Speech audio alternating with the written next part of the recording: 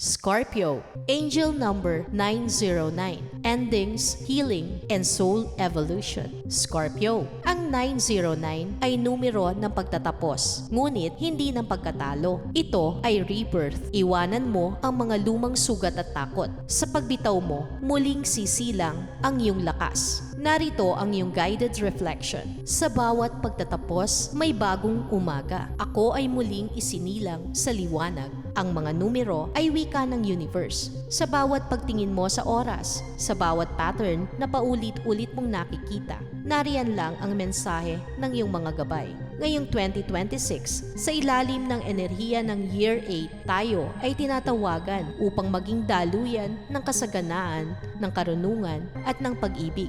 Collective affirmation. Tayo ay liwanag. Tayo ay kaisahan. Tayo ay patuloy na nilalang ng pagbabago at pag-ibig.